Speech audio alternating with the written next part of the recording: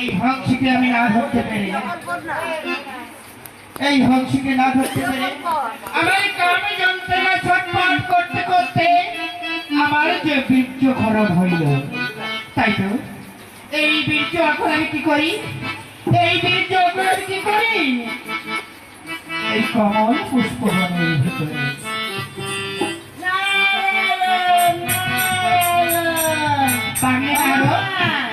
এসেছিস বড় চিন্তায় পড়ে গেছি। ওই হংস হংসের নৃত্য দেখে আমার যে কাম যন্ত্রণায় ছটফট করতে করতে আমার যে বীর্য খরণ হইল, এই বীর্য এখন আমি কি করি না